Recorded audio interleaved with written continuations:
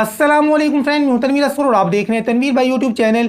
Friends, आज की video का टॉपिक बड़ा ही इंपॉर्टेंट टॉपिक है। एक सिस्टर का मेरे पास क्वेश्चन आया कि तनवीर भाई ये इनवैलिड क्लिक्स क्या होते हैं, इनकी वजह से चैनल क्यों डीमोनेटाइज हो जाते हैं, और अगर इनवैलिड क्लिक्स की वजह से चैनल डीमोनेटाइज हो जाता है तो उसको क्या हम वापस मोनेटाइज करवा सकते हैं, और हमें कैसे पता चलता है कि हमारे चैनल के ऊपर इनवैलिड एक्टिविटी हो रही है। सारी चीज़ें आपके साथ शेयर करता हूं जी। तो देखें, सबसे पहले तो ये समझते हैं कि ये इनवैलिड क्लिक्स कह लें, इनवैलिड एक्टिविटी कह लें या इनवैलिड ट्रैफिक कह लें, ये किस बला का नाम है, ये चीज़ें होती क्या है। मैं आपको एग्जांपल देके समझाने की कोशिश करता हूं। अब मान लें आपका चैनल मोनेटाइज है और आपने एक वीडियो अपलोड की और आपकी वीडियो के अपलोड होने का नोटिफिकेशन आता है मेरे पास।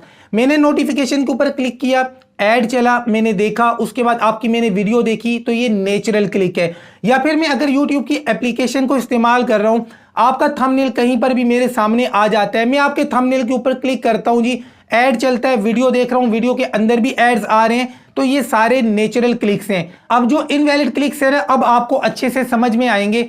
आपने क्या किया, आपने वीडियो अपलोड की और अपनी वीडियो को खुद देख रहे हैं, अपने एड्स को खुद क्लिक्स कर रहे हैं कि यार मेरा रेवेन्यू इंक्रीज हो, मेरे पैसे इंक्रीज हो, तो ये इनवैलिड क्लिक है। या फिर आपने अपने मोबाइल फोन का नेट शेयर किया है बाकी लोगों के साथ, घर वालों के साथ, और उनको कहा कि मैं अपने मोबाइल फोन में अपनी वीडियो नहीं देख रहा हूं, आपको मैं इंटरनेट देता हूं, आप सब मेरी वीडियो के ऊपर क्लिक करें, ऐड के ऊपर क्लिक करें।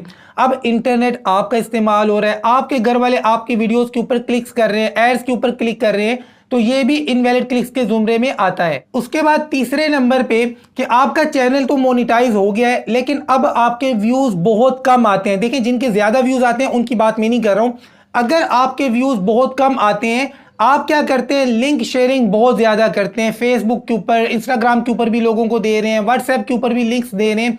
अब जो आपकी वीडियो के ऊपर 100 व्यूज आ गए हैं, 150 व्यूज आ गए हैं, अब इनमें उन लोगों की तादाद ज्यादा है जिनको आपने लिंक सेंड किया, तो YouTube कहीं ना कहीं इसको भी इनवैलिड एक्टिविटी मानता है। इसकी वजह से भी आपका चैनल डीमोनेटाइज हो जाता है। अगला चौथा रीजन कि बाज़ औक़ात यूट्यूबर्स क्या करते हैं कि व्हाट्सएप और फेसबुक के ऊपर ग्रुप्स बना लेते हैं लिंक शेयरिंग के लिए कि भाई तू मेरी वीडियो देख, मैं तेरी वीडियो देखता हूं, तू मेरे डॉलर्स इंक्रीज कर, मैं तेरे डॉलर्स इंक्रीज करता हूं। तो इस तरीके से अपना रेवेन्यू इंक्रीज करने के चक्कर में भी आपके चैनल के ऊपर इनवैलिड ट्रैफिक, इनवैलिड एक्टिविटी या इनवैलिड क्लिक्स का मसला आ जाता है और आपका चैनल डीमोनेटाइज हो जाता है। उसके बाद ही अगर आप कोई थर्ड पार्टी सर्विस का इस्तेमाल करते हैं तो भी यही मसला होता है, इनवैलिड क्लिक्स आ जाते हैं। या फिर अगर आप सीपीएम वर्क करते हैं, सीपीएम वर्क के बारे में सबको पता ही होगा, 1.5-2 साल पहले बड़ा उरूज पे चल रहा था ये मामला सीपीएम वर्क वाला, तब भी मैंने वीडियो बनाकर मना किया था कि ये काम ना करना। हजारों लोगों ने अपने चैनल्स, अपने एडसेंस डिसेबल करवाए, उसके बाद उनको मेरी बात समझ में आई कि ये सीपीएम वर्क भी गलत चीज का नाम है। तो यहां पर मैंने आपको बताया कि आपकी अपनी मिस्टेक्स होती हैं जिनकी वजह से आपका चैनल डीमोनेटाइज हो जाता है और आपका एडसेंस अकाउंट डिसेबल हो जाता है। लेकिन इसका यह मतलब नहीं है कि हमेशा आपकी अपनी ही गलती हो। बाज़ औक़ात आपके हेटर्स की तरफ से भी ये काम किया जाता है। लेकिन यहां पर यह बात मैं आपको बता दूं कि आपके लल्लू पंजू टाइप के जो हेटर्स हैं ना, उनके बस की बात नहीं है ये। अगर हाँ, अगला बंदा टेक्निकल माइंडेड है, मतलब टेक्निकल यूट्यूबर है या टेक माइंडेड बंदा है, तो फिर वो ये काम कर सकता है कि आपके चैनल के ऊपर वो सीपीएम वर्क कर रहा है, थर्ड पार्टी सर्विसेज को इस्तेमाल करके इनवैलिड ट्रैफिक लेके आ रहा है आपके चैनल के ऊपर, आपकी वीडियोस के ऊपर, तो भी आपका चैनल डीमोनेटाइज हो जाता है और आपका एडसेंस डिसेबल हो जाता है। अब सवाल ये पैदा होता है कि ऐसी सूरत में यूट्यूबर्स को क्या करना चाहिए। तो देखें, ऐसी सूरत में आपको ये करना चाहिए कि रोजाना जब आप सुबह उठते हैं, आप ये चेक करते हैं कि यार आज मेरे कितने डॉलर्स आए हैं। आप जस्ट इतना ही देख लेते हैं, आज $8 आ गए, 10 आ गए, 20 आ गए, 50 आ गए, 100 आ गए, आपका दिल हो जाता है खुश। बाकी एनालिटिक्स क्या कह रहे हैं आपको पता ही नहीं होता है, आप चेक ही नहीं करते हैं।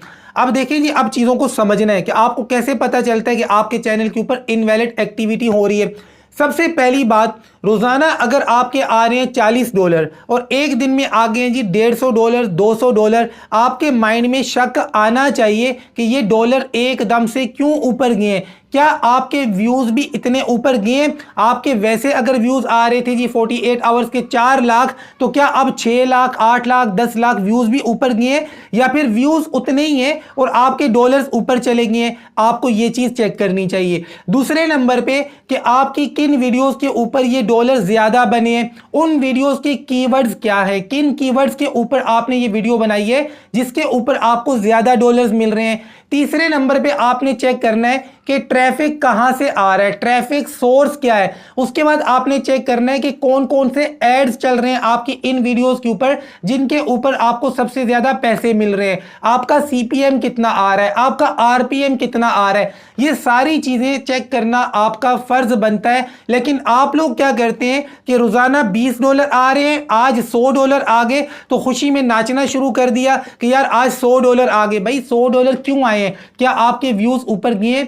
व्यूज अगर नहीं गए तो आपने अपनी वीडियोस के कीवर्ड्स चेक किए, कीवर्ड्स भी चेक कर लिए, आपने ट्रैफिक सोर्स देख लिया, ट्रैफिक आ कहां से रहा है, आपकी वीडियो की लेंथ कितनी है, कौन कौन से एड्स चले, ये सारी चीजें चेक करना लाजमी होता है। खास तौर पे सीपीएम और आरपीएम को आपने लाजमी चेक करना है। अगर आपका सीपीएम आ रहा है $1 और आपका आरपीएम जा रहा है जी $20, तो आपके जहन में शक आना चाहिए कि यार सीपीएम $1 है, आरपीएम इतना ज्यादा कैसे हो गया कि आरपीएम मुझे मिल रहा है जी $20 का। अब आपके माइंड में शक आना चाहिए कि कोई बंदा आपके चैनल के ऊपर सीपीएम वर्क कर रहा है। अच्छा, अब मान लें आपने अपने चैनल को चेक किया, आपके डॉलर बहुत ज्यादा ऊपर चले गए हैं लेकिन आपके व्यूज ऊपर नहीं गए हैं और आपने उन्हीं कीवर्ड्स के ऊपर ही वीडियोस बनाई हुई हैं जिन पर आप पहले से बनाते आ रहे हैं, सारी चीजें वैसी हैं लेकिन आपके डॉलर्स एकदम से ऊपर चले गए हैं और अब आपने देखा कि यार मेरा सीपीएम इतना ऊपर नहीं गया लेकिन मेरा आरपीएम बहुत ज्यादा ऊपर चला गया है। आपको ऐसी सूरत में यूट्यूब की टीम से फौरी तौर पे बात करनी चाहिए, लाइव चैट करें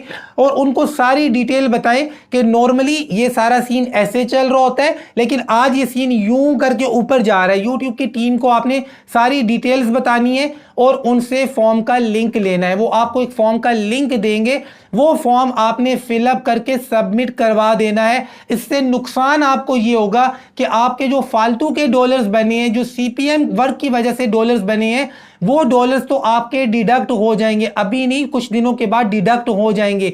लेकिन फायदा आपको ये होगा, आपका चैनल डीमोनेटाइज होने से बच जाएगा। इसलिए जितने भी यूट्यूबर जिनके चैनल मोनेटाइज हैं, तो यार जब आप डॉलर्स को चेक करते हैं अपने एनालिटिक्स को भी चेक करें, सीपीएम कितना आ रहा है, आरपीएम कितना आ रहा है, ट्रैफिक कहां से आ रहा है, ट्रैफिक सोर्स क्या है, एड्स कौन से चल रहे हैं, किन कीवर्ड्स के ऊपर आपने वीडियोस बनाई हैं जिन पर ज्यादा डॉलर्स बन रहे हैं। ये सारी चीजें जब आप चेक करेंगे तो आपको पता चल जाएगा कि आपके जो क्लिक्स आए हैं ये नेचुरल है या इनवैलिड क्लिक्स हैं। यहां पर ये बात मैं क्लियरली आपके साथ शेयर कर दूं, अगर इनवैलिड क्लिक्स की वजह से एक दफा आपका एडसेंस डिसेबल हो जाता है परमानेंटली, देखिए टेम्पोरेरी तौर पे होता है वो एक अलग कहानी है, लेकिन एक दफा अगर परमानेंटली आपका चैनल डीमोनेटाइज होता है या एडसेंस डिसेबल हो जाता है तो ये चैनल वापस कभी मोनेटाइज नहीं होता।